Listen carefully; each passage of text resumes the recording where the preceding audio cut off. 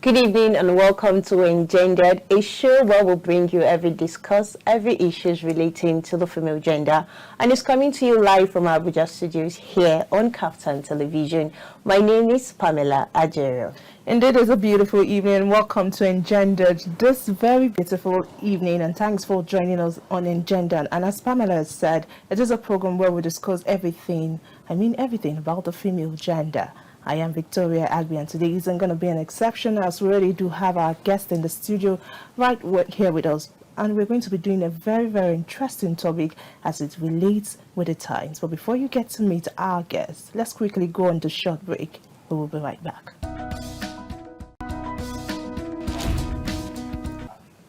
Welcome back. If you're just joining us, you're right on time as we're about to begin. Like I said earlier, we've already been joined by our guest, and she's in the studio. It's good to have you join us, ma.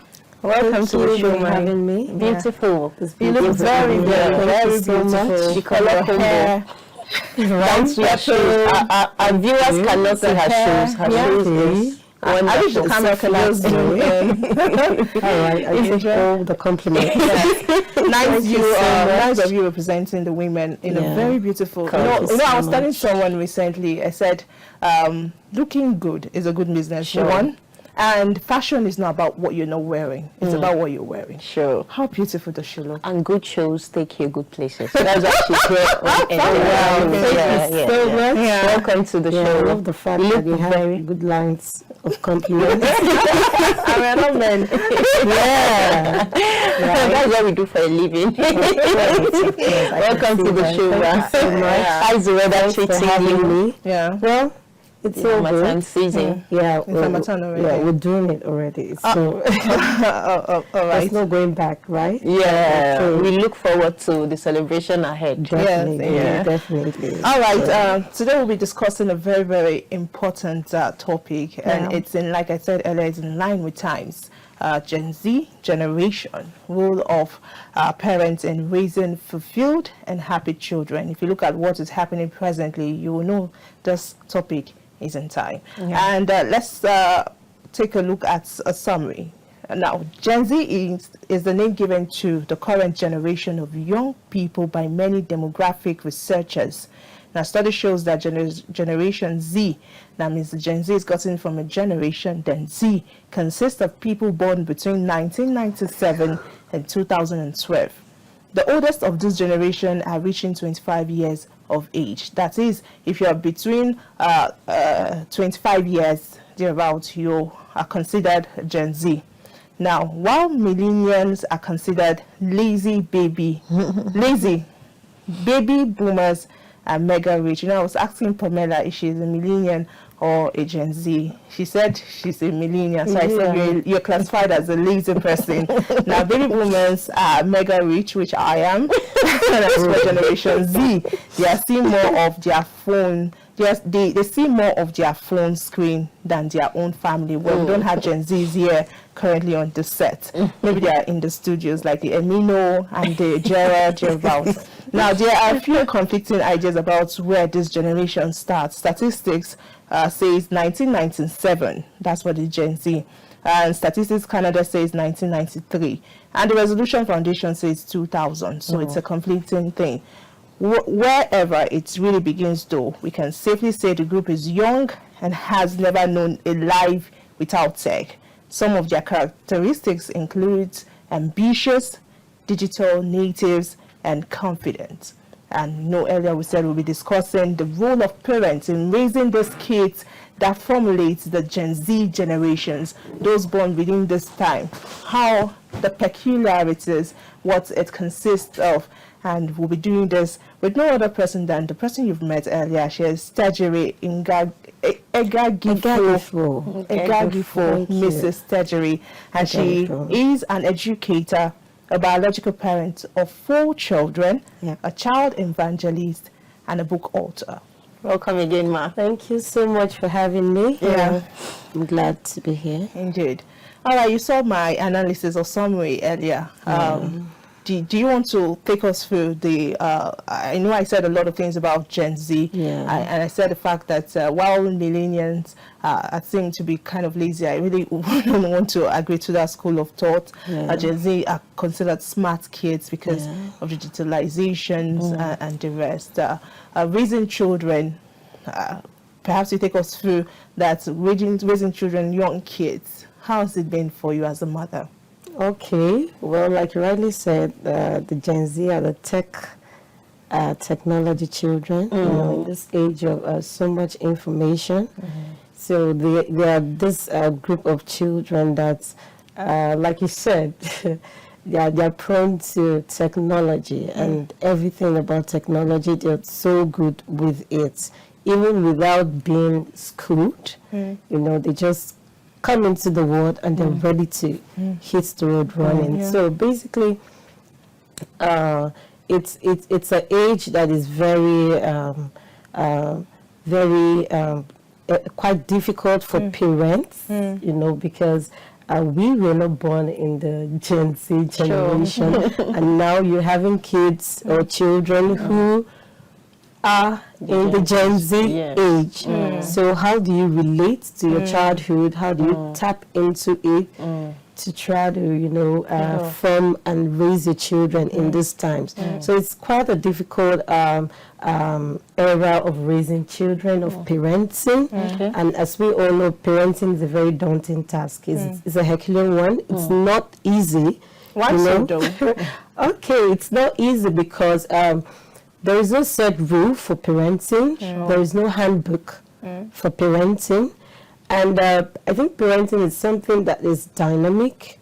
It evolves. Well, you said there is no handbook, there's no set rule, but we all know that if you want to raise a responsible child or children, you should teach them perhaps in the morning, you have to teach them how to wake up early in the morning, leave the bed. These are norms. What she's trying to say, I feel, is they are diverse. People varies. The way they raise their children varies. So maybe you take us through those tips. Yeah, so what I'm trying to say is, since we're in a society that is dynamic, that evolves over time, and also families too are dynamic. They are different, children are different, parents are different, and also parenting styles are different. That's what I'm trying to say. So there is no type of parenting style that you can say this fits all. Okay. Do you get it now? This fits all. It doesn't work like that. So you just have to look for a parenting approach that suits your family, your children, and your society at large. And you know, with the age we're in, okay, growing up, I think, or some good decades back, we could say that parenting was more of the authoritarian kind of parenting, right? Talking about parenting styles now. So authoritarian kind of parenting where you have your parents as the master and lord, you know? So it's like, it's either me or me, you know? So for the parents, I mean, from the perspective of the parents, so children were not allowed to contribute in any way. It was like a master, lord, and slave kind of. Should I say slave or kind of superior, and you know. So it worked for them, and then their products were we, you know, and then I'm a great child. You know, you said about yourself, Victoria. It worked for my parents. Yeah, it worked. Yeah, it worked for some parents, and for others it didn't work because they ended up losing. That's the disadvantage of that kind of parenting. You end up losing your child if you're too firm. Strict. Yeah, if you're too strict actually. So, and the other styles of parenting, like those who neglect, of course, obviously, the neglect, and those who are just enablers, you know. So, but above all, I think the authoritative rather kind of parenting is the best. That one could try actually. Authoritarian. How about the democratic? Authoritarian is the where the power, it's in the hands of the parents only, You know, the children have no say. While authoritative is when, it's balanced, you know. So, yes, I'm a parent. When you have a parent who guides their children, who walks them through life, who lets them know the consequences for certain actions, who allows them to take on responsibilities for their actions. Okay, so and finding a balance. So that's more balance because the child has a say. You consider the feelings of the child. The child has a voice while at home, and then you, as a parent, you also establish your reign as a parent. You know, without hurting that child. So these are a different form of parenting that people have explored in time past. You know, it's evolving, so I think there are other styles of parenting that will still come on board as the years and decades roll by, but for now, I think these are the major styles of parenting. Okay. Talking about the Gen Z generation, what type of parenting do you think is suitable for children of this age? Okay, so before you answer that, to add to what she has asked, that is the approach of parenting which is suitable to this. And you made mention of the authoritarian or authoritative being dished out by our parents in those days. Authoritarian. Yes, and it seems to have worked. And really recently, because most times I look at my mom, and the way she had brought us up was quite different from the way she brought my younger ones up. Like, I noticed she was very strict then. Like, any small thing, stars, you know. But my younger ones, growing up, she was just so easy for them. It was easy for them. There's certain things she would just look at and overlook them. She wouldn't say anything. So I was still like, Mom, you're spoiling these children. So when I got to work, at first, I said, oh, these kids or core members there's a certain way that they should be trained or something. But I realized that it ain't working, and rather it has to be liberal. Okay, so talking about, first of all, the style of parenting that we should adopt in this Gen Z generation, and secondly, how the best coping mechanism, like how to balance up, especially for parents of those days who have perhaps grandchildren, and we that were trained those days. Now I was saying that I'm not a millennial, but I'm a boomer. Okay? But yet, when I start raising my children, how should I cope? The mechanism still. Okay, so for the styles of parenting I mentioned earlier, like I said, there's no one way to parenting. I can say, oh, let's go with the authoritative for this generation. I can say that. However, we can combine techniques, you know, to parent, to raise our children. So there are certain elements in these other styles of parenting that you might want to combine. And the one that actually stands out is the authoritative, like I said earlier.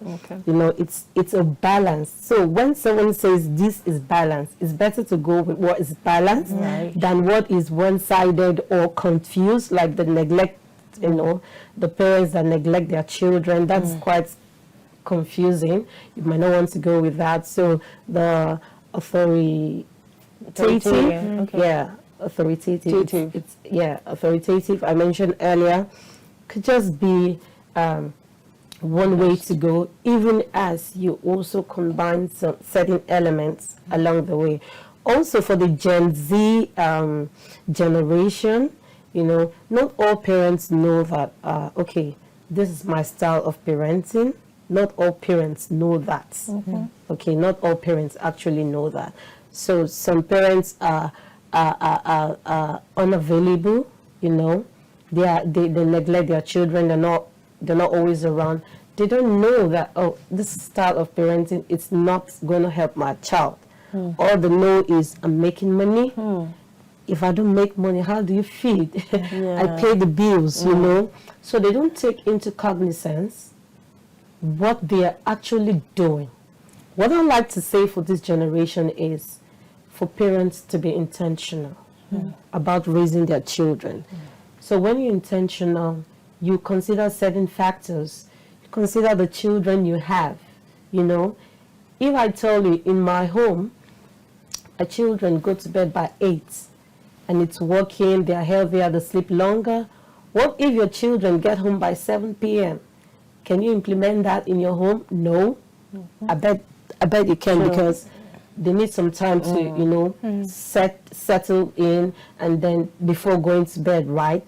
So it has to do with the kind of children you're presented with, your environment, and what you want as a parent as well.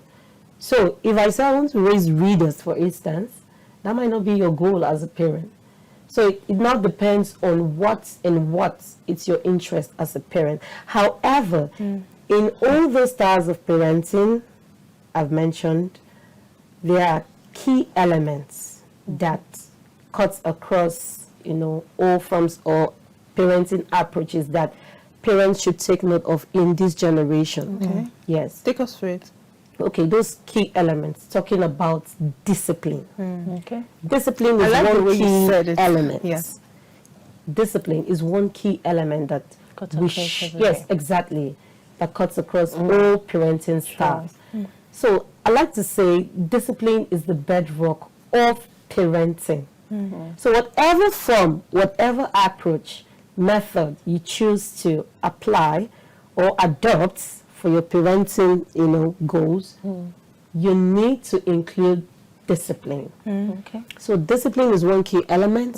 Then we also have bonding, which is another key element. Okay, so discipline, we all know what discipline is all about.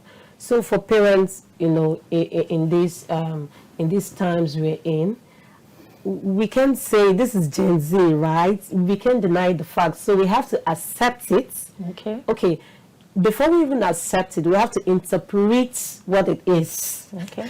Because some parents don't even know what it is right now. They're just like, I don't know the kind of children we have these days. I don't know what's going on, you know. So they don't even know what's going on.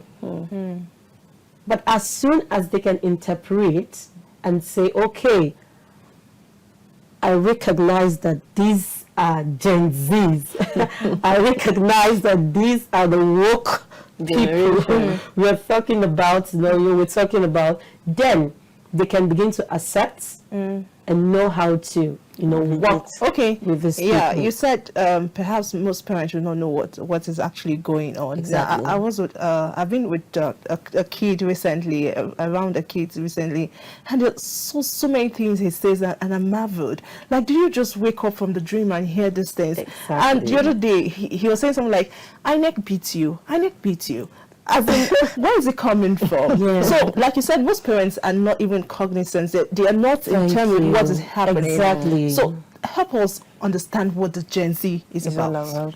Okay, so for Gen Zs, like I said, you might want to interpret what that is. Then, when you interpret it, then you can accept the fact that, okay, I'm dealing with certain children. And in dealing with them, like I said, those two key elements for parenting that cuts across all parenting approaches or styles should be implemented.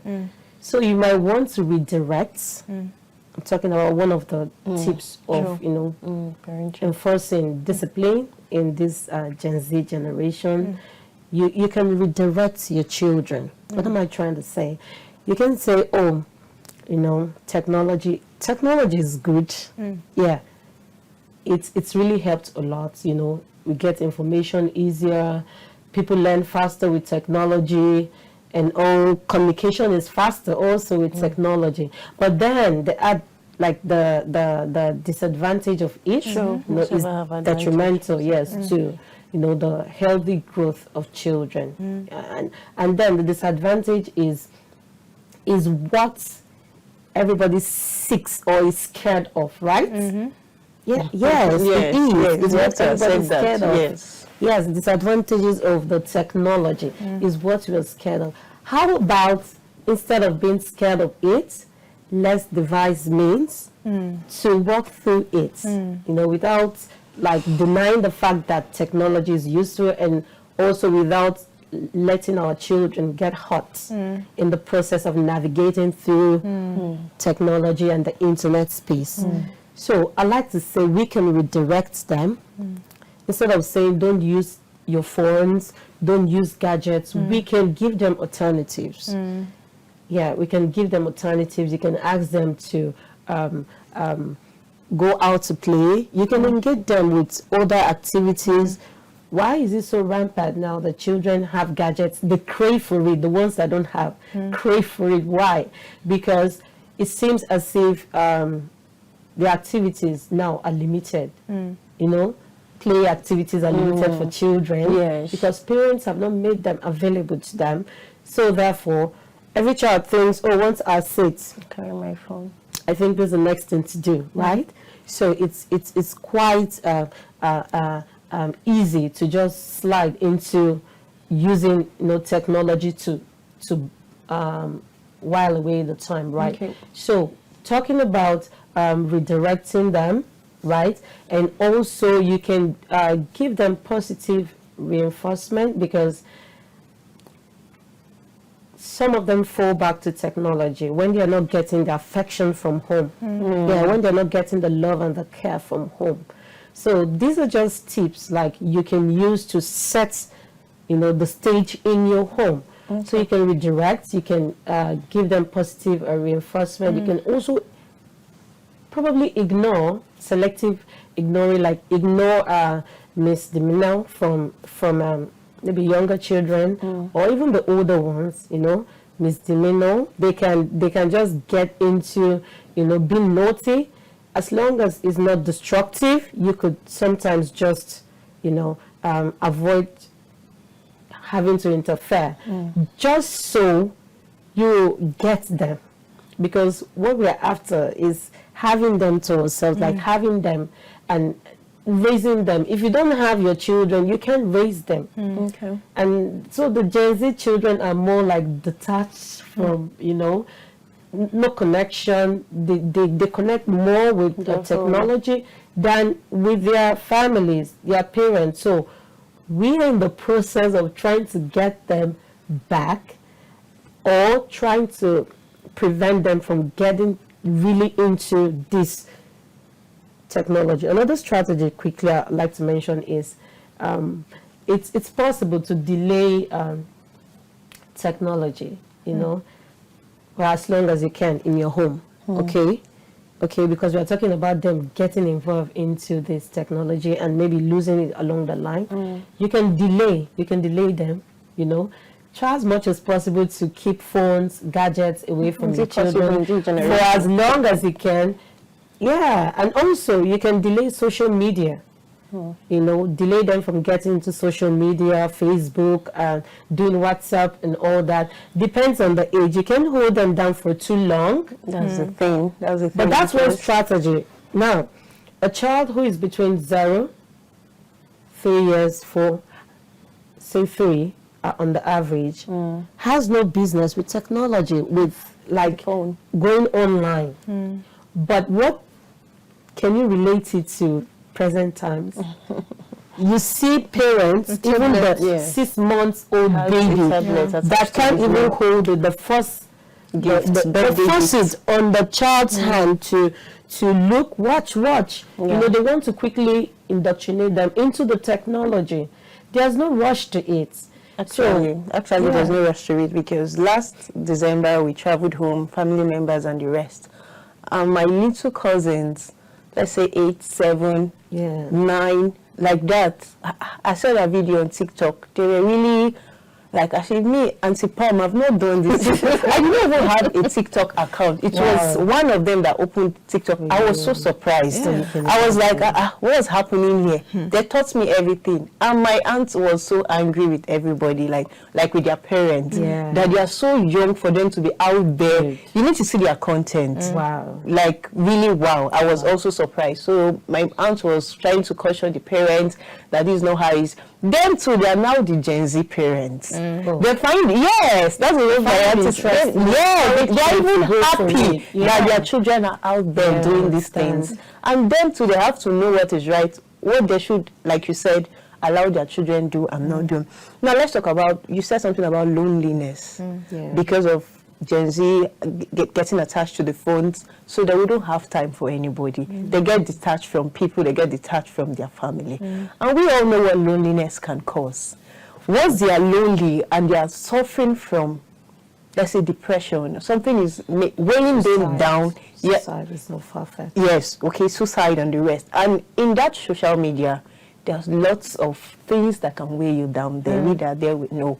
So them being lonely, them being detached from their parent and not having people to talk to when they're having issues. How can you relate to this? How can they go out of that, knowing that this is their trend, social media? Okay, so it's all about regulating and monitoring. Yes, because children are supposed to be trained. Okay. But sometimes parents just coexist with their children. Yes. Instead That's what of is happening. being intentional Yes. about raising a child. I have 4 children, right? Okay. It's going to be chaotic if I don't intentionally raise them. You have 4 loosed and out of control children down on you day in, day out, having interface, whatever they want to do. It's quite difficult to handle 4. So you might want to be intentional about your children. That's one thing to do, be intentional to get them out of that state of, let's say, being lonely or attached to their gadgets. It still depends on you who provided the gadgets in the first place, right?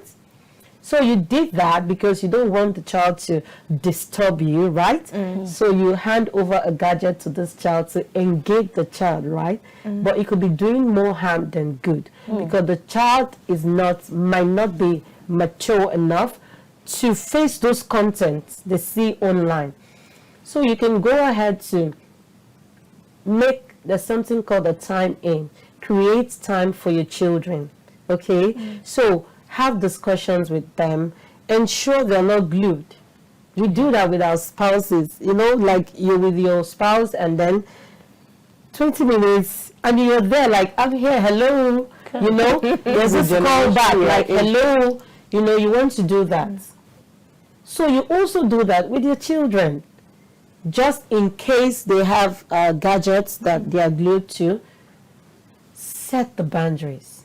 Like you said, how possible is it to just delay technology for children? Yeah, you can delay, like I said, 0 to 4, 3 rather, have no business with like using technology.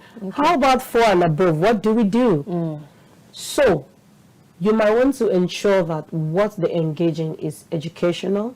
Okay. Yeah, very educational. Ensure to get them educational apps that they can learn. No, 4 and above, they're already learning to read, learning a whole other stuff concerning their academics. So you might want to ensure that you get them such apps. And the older ones, you might want to tap into their phones, okay? You do that so that you can have a callback.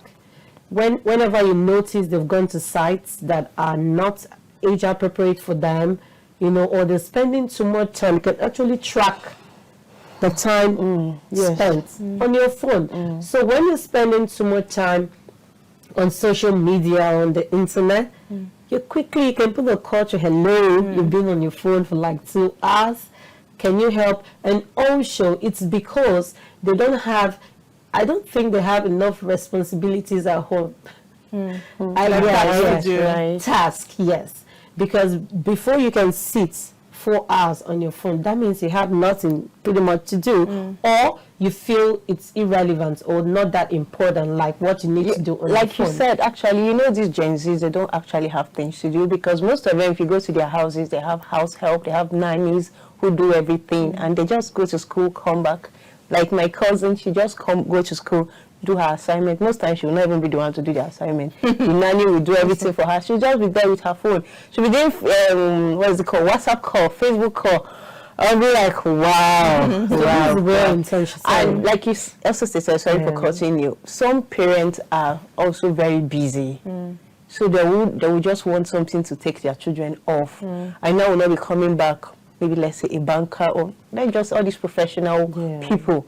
There will not be chance. They just look for something to distract their children so they wouldn't they wouldn't miss them so much or something, just to engage them till they are back. So I wouldn't say stop working because you're raising children, but I think apart from single parents, I think raising children is the business of both parties. Okay. The man and the father and the mother, right? So it's the business of both parties. So we can work out something, right? You can go out as a man 6 to 6 or 6 to 9, and your wife is also doing same. You know, so someone should be at the home front who would attend to the children until they are of age. That's what I think personally, because I did that as a mom.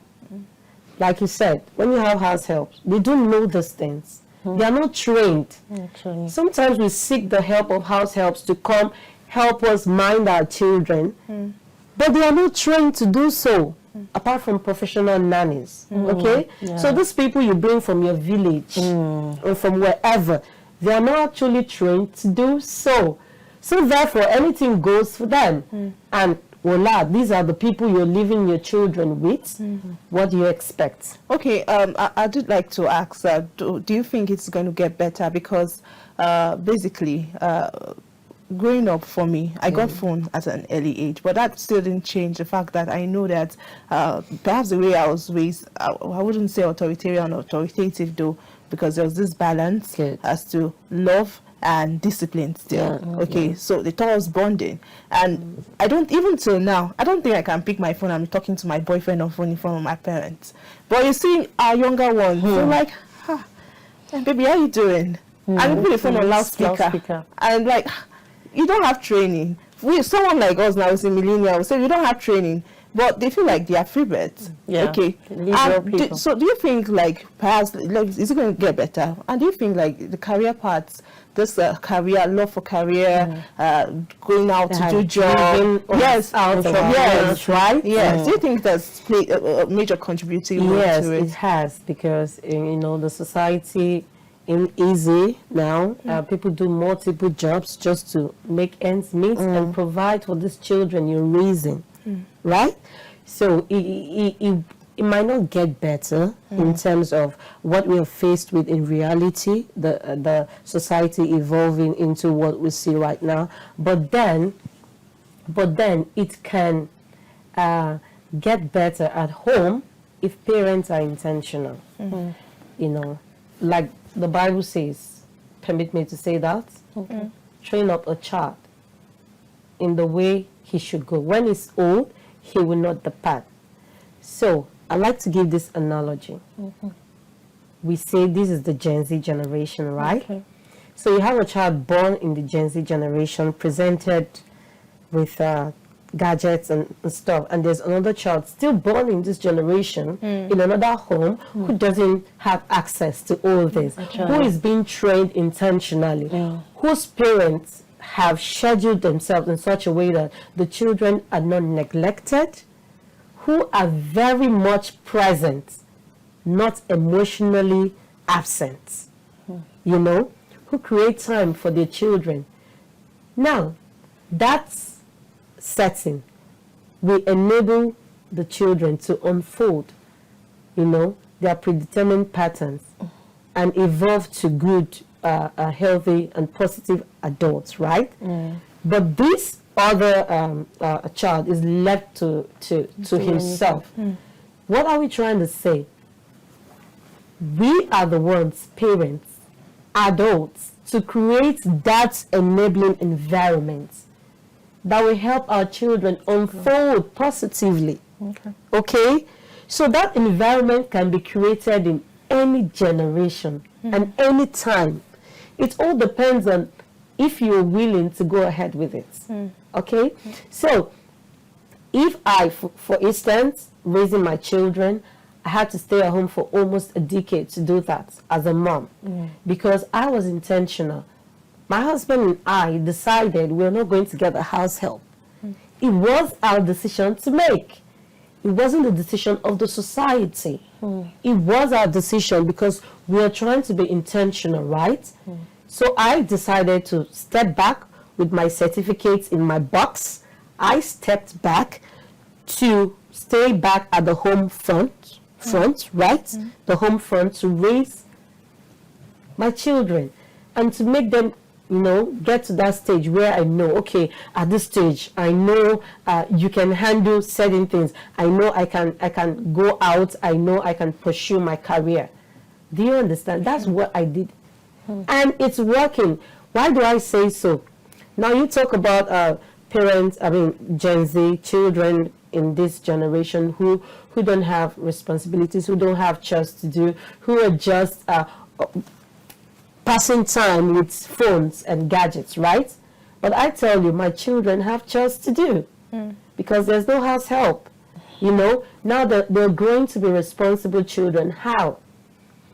I delegate tasks to them. I let them know the consequences for not doing certain things. I let them also take responsibilities. I also give them freedom to make choices. So I can even negotiate with my children, you know, and we talk. Communication is key. So let's not say times are changing and then no. Even if times are changing, there are still people who don't dress like this, who are still using leaves, right? Yeah. But this is 2023 because they have decided to cut off from civilization. So it's all about choice. It's all about being intentional. Yes, the world will keep evolving. The world will keep evolving. It's not going to stop. It's not going to stop. That's because that's the way it's designed. It's a cosmic design. That's the way it's designed to, right? However, we can take a break, take a pause, and be intentional with our parenting styles. Help our children by instilling values, set boundaries. Even the gadgets, we can set screen times, okay? Okay, you have the phone 1 hour, 2 hours, and then, like, that's what I do with my children.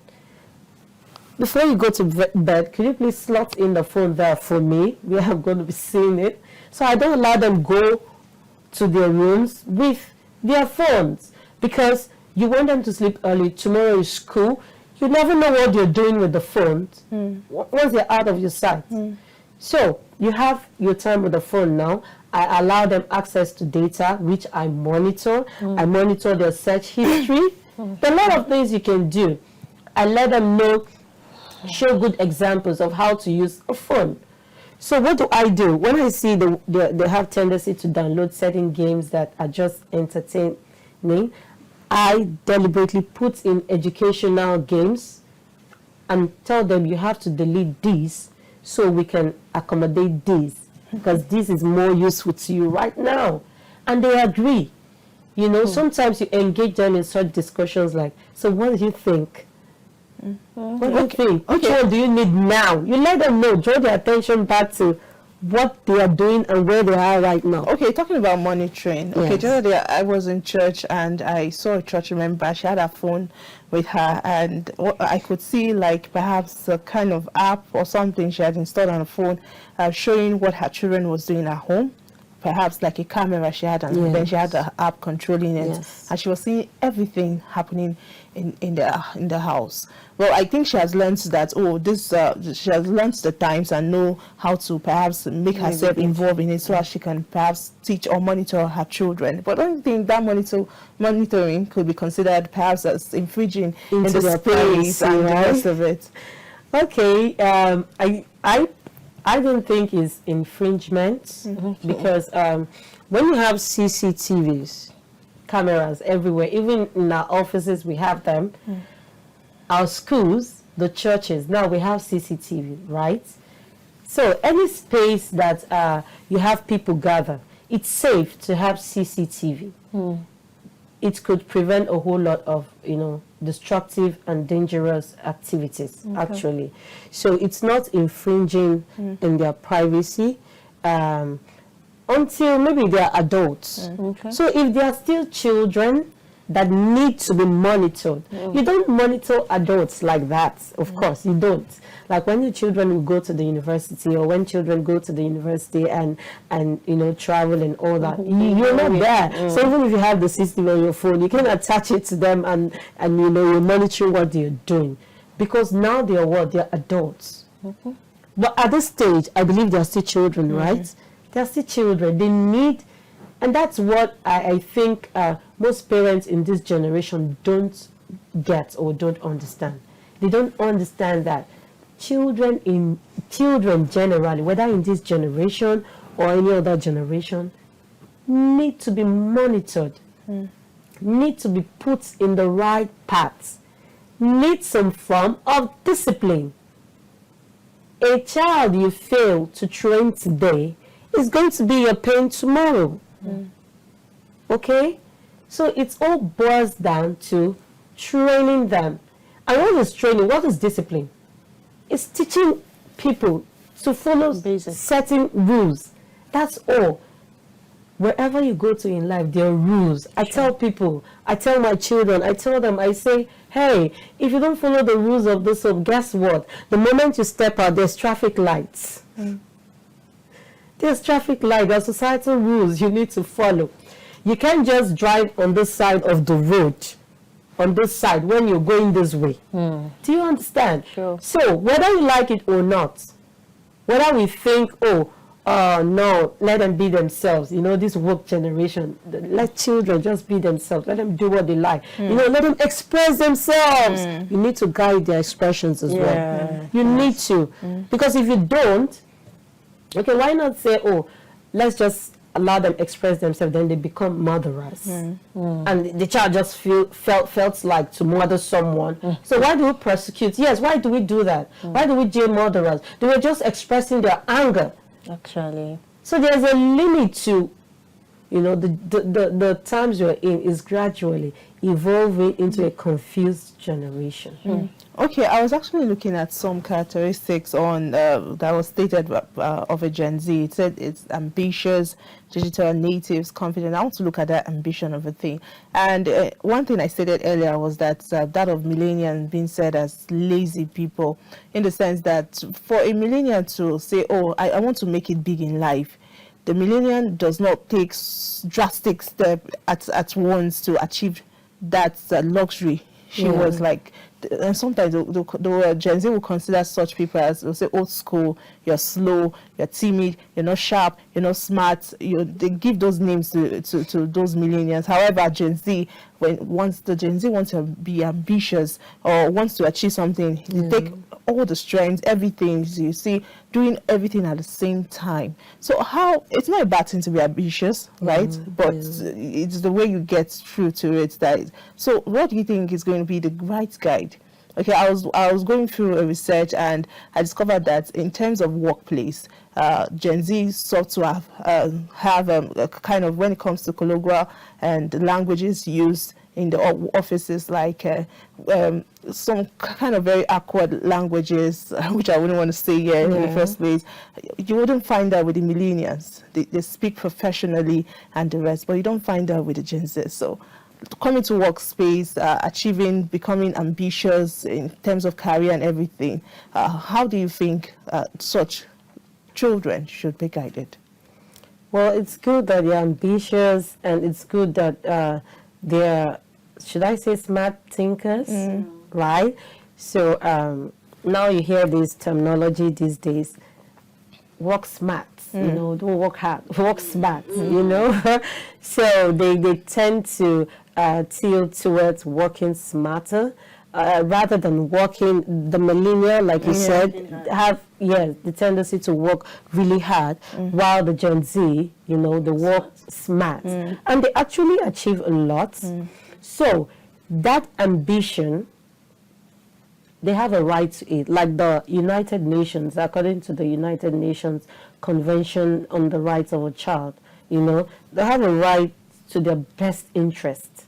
Yes, they have a right to be included, to be heard, you know. So this is where the ambition comes from. Okay, so they are ambitious to to express themselves, to want to reach for the goal, to want, you know, they are go-getters, right? So, as parents, you can ensure that you want to, like I said, interpret the kind of children you have, then you accept, okay? I used to tell people, I said, don't let our preference come in between us. You prefer to do it that way, you're getting your result, right? And you're not hurting no one in the process. I prefer to do it this way, I'm getting my result, right? So our preference should not come in between us. So for the Gen Zs, they are very ambitious and they tend to achieve a lot. They are very fast, they are quick thinkers, they are critical, some of them are critical thinkers, and then they're very productive and proactive. Unlike the millennial that will calculate and over-calculate, and they're not even spontaneous, okay? So, but yeah, so it's actually a good thing. Like I said, technology is good, but it has the disadvantage or the bad effects of it. It's all about knowing what it is first, knowing the capabilities, and knowing how to channel, to tailor. So parents should tailor their parenting styles to assisting, enabling these children, to not restricting them, you know, not restricting their ambitions. Okay, so because when you do that, you have literally or indirectly killed the child. Okay, but how will you say the digital space have shaping the value and perspective of these Gen Z individuals?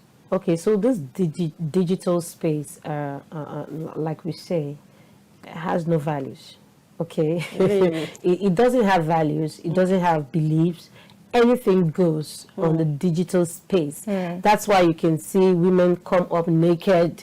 We accept it there. Anything goes on it. So there are no values, there are no beliefs there are no rudiments, there is nothing there. It's just a platform to showcase anything and everything. So you see all manner on the digital space. And this has really affected our children negatively, because children learn fast when it's, you know, when it's not when it's negative, they learn faster. Okay, exactly. So they're not too attracted to the positivity, but the negativity, because of their nature. It's inborn. It's not their fault. Okay, but what we can do, since we know that the digital space does a lot of harm in terms of when not regulated or when not monitored or censored, you know, what we can do as parents is to teach them cyber security, you know, I mean, internet security,